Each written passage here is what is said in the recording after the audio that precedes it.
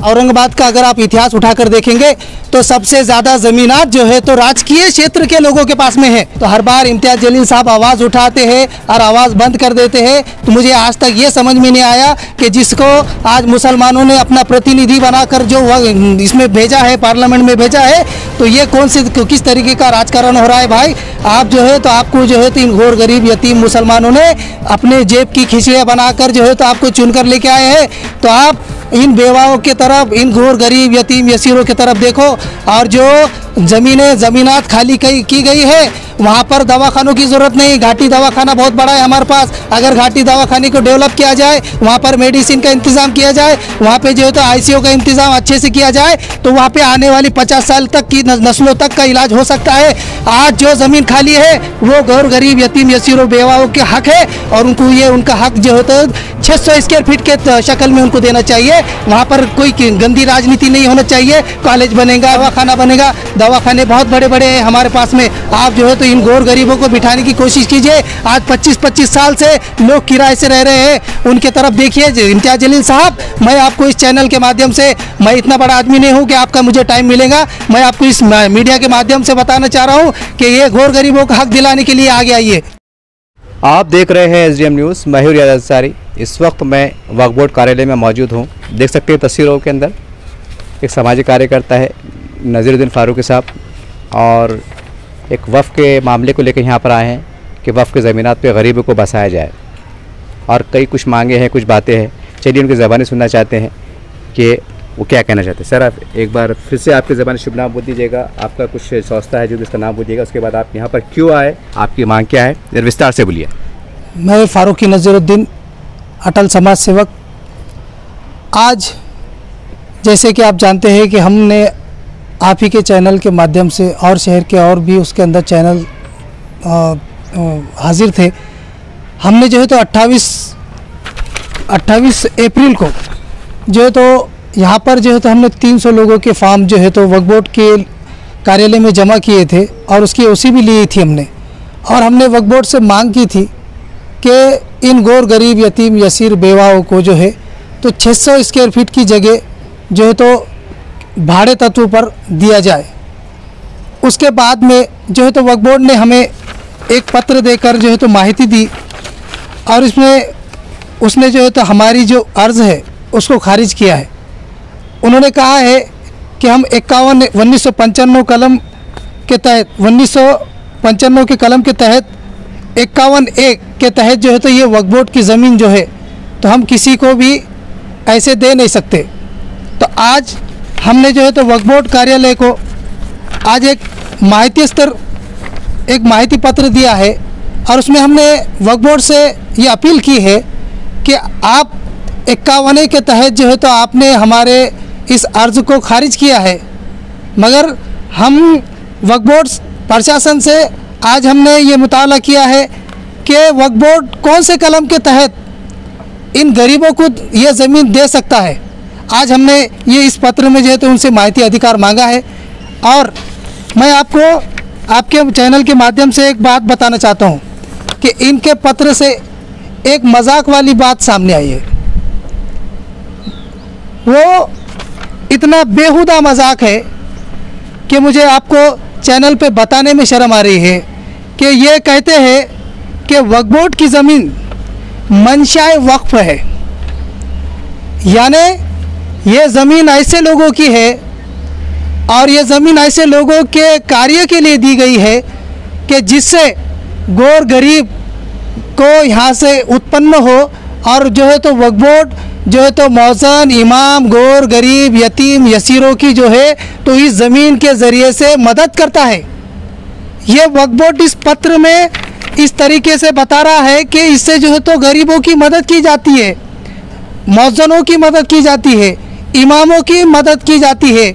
मगर यहाँ तो देखने को ऐसा मिल रहा है कि ये ज़मीन, ये हमको पत्र में जवाब दे रहे हैं कि ये ज़मीन हम किसी को नहीं दे सकते, क्योंकि ये ज़मीन इसलिए हमको वक्फ की गई है कि ताकि जो है तो घोर गरीब यतीम मुसलमानों को जो है तो इससे मदद की जाए, मौज़मों की मदद की जाए, इमामों की मदद की जाए। मगर यहाँ पर मैं वक्फ बोर्ड से ये सवाल करना चाहता हूँ कि निर्माण भारती को जो ज़मीन दी गई है उसमें कितने मौजन हैं और कितने इमाम हैं और कितने गोर गरीब यतीम यसीर बेवा है। और जालना रोड पर जो है तो तकरीबन जो है तो वक्फ बोर्ड की ज़मीन जो गैर मुसलमानों को दी गई है, क्या वो तुम्हारी नज़र में इमाम है, मौजन है, गरीब है, यतीम है, यसीर है, क्या है? ये मैंने इनसे इस पत्र में उनसे जवाब मांगा है। आज मैंने ये पत्र इन्हें सबमिट किया है कि वक्फ बोर्ड कौन सी कलम के तहत इन यतीम यसीर बेवाओं को कौन सी कलम के तहत जो है तो उनको 600 स्क्वायर फीट की जगह दे सकता है। आज लाखों एकड़ ज़मीन जो है तो वक्फ बोर्ड की औरंगाबाद शहर में अभी तुरंत जो है तो 1500 एकड़ ज़मीन जो है तो खाली है, जिसमें से 87 एकड़ मांडकी में है और 15 एकड़ 7 गुंठे जो है तो कांचनवाड़ी में अवेलेबल है। तो क्या ये वक्फ बोर्ड इंतज़ार कर रहा है कि वहाँ पर कोई बड़ा चोर आकर बैठे? क्या ये गौर गरीबों को, ये ज़मीन खाली है, क्या उस पर गौर गरीबों को बिठाना नहीं चाहिए? जबकि ये ज़मीन ही गौर गरीबों को, यतीमों को, यसीरों को, बेवाओं के लिए वक्फ की गई है।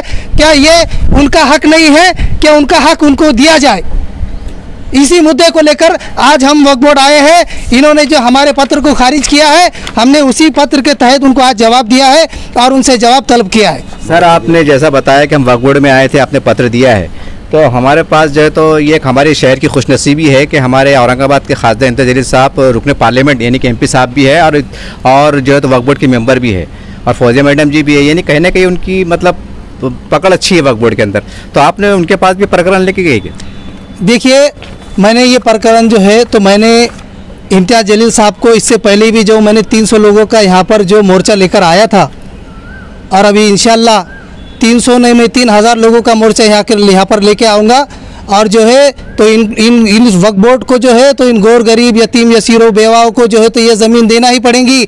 और जो है तो इन्होंने निर्माण भारती और जैसे बहुत सारे कंपनीज़ है, इनको किस मामले पर ये ज़मीन दी गई है, ये हमारा उनसे सवाल भी है।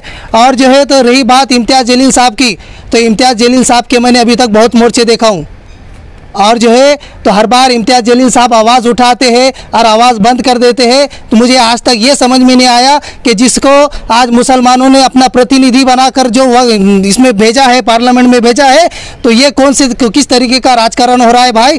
आप जो है तो आपको जो है तो इन गौर गरीब यतीम मुसलमानों ने अपने जेब की खिचड़ियाँ बनाकर जो है तो आपको चुन कर लेके आए हैं। तो आप इन बेवाओं के तरफ, इन गौर गरीब यतीम यसीरों की तरफ देखो।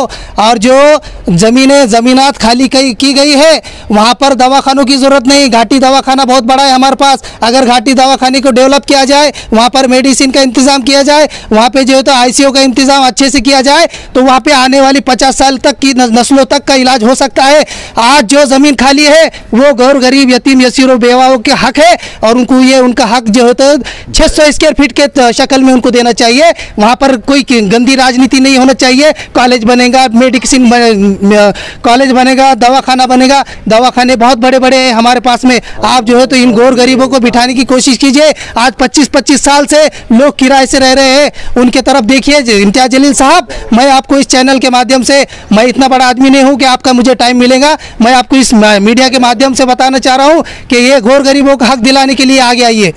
सर ठीक है, आपने इम्तियाज़ साहब को बोला वो एमआईएम के है, लेकिन हम समझते हैं कि हमारे पास अगली सरकार में कांग्रेस है, राष्ट्रवादी सेना है और औरंगाबाद में कांग्रेस के, राष्ट्रवादी के बहुत बड़े दिग्गज लोग हैं। तो जैसा आपने इनको हक से आवाज़ दे रहे हैं, ये तो सरकार में थे, इनसे क्या कहेंगे फिर आप? अगर आज का औरंगाबाद का अगर आप इतिहास उठाकर देखेंगे तो सबसे ज़्यादा ज़मीनात जो है तो राजकीय क्षेत्र के लोगों के पास में है और सबसे ज़्यादा अतिक्रमण जो किया है तो राजकीय क्षेत्र के लोगों ने इस वक्फ बोर्ड की ज़मीन के ऊपर अतिक्रमण किया है। और हम जो है तो आपके चैनल के माध्यम से वक्फ बोर्ड से भी कहना चाहते हैं कि जिस किसी को भी, चाहे वो किसी भी पार्टी से ताल्लुक़ रखता हो, अगर उसके पास वक्फ बोर्ड की मुद्दे माल है तो उसको वक्फ बोर्ड ने तुरंत जब्त करना चाहिए, क्योंकि ये गौर गरीब यतीम यसीर बेवाओं का हक है और ये उनके लिए वक्फ किया गया है, इमामों के लिए वक्फ किया गया है, मौज़मों के लिए वक्फ किया गया है और ये मस्जिद का माल है। और जो है तो जैसे वक्फ बोर्ड इस पत्र में बताता है कि मंशाए वक्फ, ये ज़मीन स्पेशली जो है तो गरीबों की मदद करने के लिए दी गई है। तो मेरा यही आपके चैनल के माध्यम से मेरी ये आवाज़ मैं जो है तो वक्फ बोर्ड के उन जो अधिकारी बैठे हैं उनसे कहना चाहता हूँ कि आप कम से कम जिनका हक है उनको हक देने का काम कीजिए, वरना ये जो है ये तमाशा बंद कीजिए। इस तरह से आपने नज़रुद्दीन फारूकी सामाजिक कार्यकर्ता की बात को सुना, और हम भी कहने के चौथे स्तंभ के सिपाही है। और हमने 2 दिन पहले एक न्यूज़ को कवर किया था।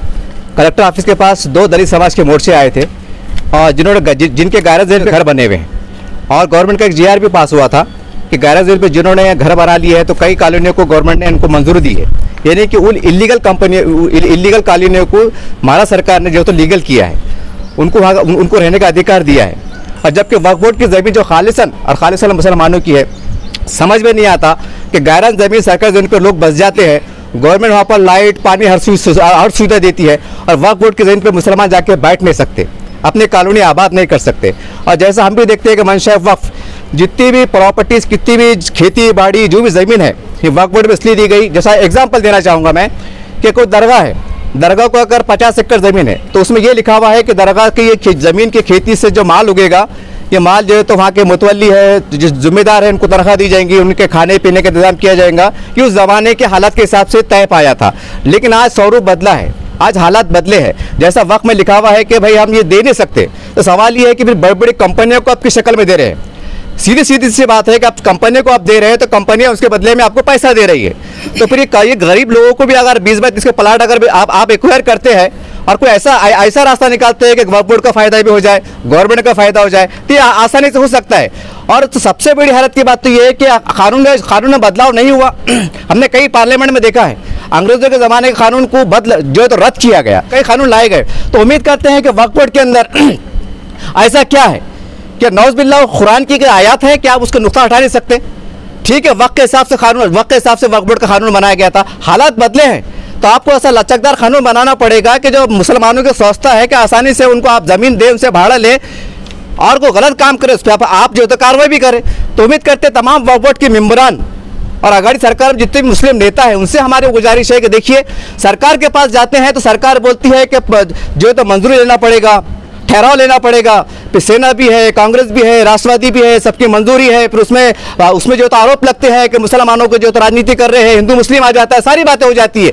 लेकिन ये मुसलमानों की खुशनसीबी देखिए, ये ऊपर वाले का इनाम देखिए कि वक्फ बोर्ड की ज़मीन सिर्फ मुसलमानों की है, और यहाँ चपरासी से लेकर वक्फ मिनिस्टर तक मुसलमान है। यानी कि जब वक्फ मिनिस्टर यहाँ पर आता है तो चपरासी कहता है अस्सलाम वालेकुम साहब, तो वक्फ मिनिस्टर कहते हैं वालेकुम सलाम, यानी तुम भी सलामत रहो और हम भी सलामत रहते। यानी कि पूरा मामला बीच में सलामती में चढ़ा है, और सलामती के बीच में ये लफड़े चालू है, जो अखबारात में हम देख रहे हैं, जो हम मीडिया में देख रहे हैं। तो उम्मीद करते हैं कि साहब ये क्या चल रहा है। अगर गरीबों को ज़मीन कब मिलेंगी? सरकारी बड़े बड़े कार्यालय बना लेते हैं, ठीक है, वो गवर्नमेंट का अपना फैसला, उसमें हम ज़्यादा कहना नहीं चाहते, लेकिन ये कहाँ का तर्क है कि औरंगाबाद के अंदर अतराफ में ज़मीन खाली पड़ी हुई है, और कई बाजीपुरे में, किराड़पुरे में, समता नगर में, कई अतराफ में हज़ारों 40% मुसलमान जो है तो किराया नहीं भर सकते, हमाली कर रहे हैं, होटल में काम कर रहे हैं, पानटपरी चला रहे हैं, गैरेज में काम कर रहे हैं, और वो बैठ नहीं सकते। ये कैसी बदनसीबी है, ये कैसी जमहूरियत है, ये कैसा जो तो आपका एक्ट बना हुआ है कि गरीब मुसलमान जाके बैठ नहीं सकता, और कई धन्ना सेठ, मुन्ना सेठ और जो कैलाश सेठ, गायकवाड़ सेठ, पता नहीं कैसे सेठ जाके बैठ जाते हैं। अरे कोई ना तो कुछ कानून में आप बिठा के देते होंगे ना, कोई ना कोई तो आप रास्ता निकालते होंगे ना, तो गरीब मुसलमानों को बिठाने की रास्ता निकालिए ना आप। अरे यहाँ पर सब नीचे से लेकर ऊपर तक मुसलमान हैं, हम किस मुंह से बोले, हम किस मुंह से कहे कि शिवसेना बदमाश है, बीजेपी बदमाश है, आरएसएस हमारे दुश्मन है? अरे सबसे बड़े दुश्मन तो हमारे अपने हैं। तो आपको सोचना पड़ेगा। अरे यहाँ तो ठीक राजनीति में आप क्या करते हैं वो आप जाने, ऊपर वाला जाने, लेकिन वक्फ बोर्ड के अंदर तो ईमानदारी बताइए साहब, ये गरीब, यतीम, बेवा, मिस्किन, कहीं ऐसा ना हो कि इनके हाय बदवा निकले। दुनिया 2 दिन की है साहब, दुनिया कट जाएगी, लेकिन याद रखिए ये इतनी बड़ी पकड़ है, ऊपर वाला कल को आपको पूछेगा हमने आपको कुर्सी पे बिठाया था तो आप क्या कर रहे थे। इनकी हाय बदवा खाली नहीं जाने वाली। आप ताकत में हैं, आप इख्तिदार में हैं, आपका 1 लेटर, आपका 1 फोन बहुत कुछ काम कर सकता है। तो उम्मीद करते हैं कि आप झिझोड़े जाएंगे। हम जनता के बीच में घूमते हैं, कई मुसलमानों के बीच चर्चाएं चल रही हैं, उन चर्चाओं को हम अपने शब्द से कह रहे हैं। तो उम्मीद करते हैं वक्फ बोर्ड जागेगा, और तमाम मुस्लिम लीडर जो जब चुनाव का अवसर आता है तो बड़े बड़े दावे करते हैं, अरे मिल्लत के नौजवानों, ऐ मुसलमानों, मैं उनसे कहना चाहता हूँ, साहब इधर झांकिए आप, ये अपना माल है, हक का माल है और कानूनी माल है, पहले इस पर नजर मारिए, बाकी दूसरी बातें चलती रहेंगी। तो उम्मीद करते हैं कि आप इशारे में बात को समझ चुके होंगे।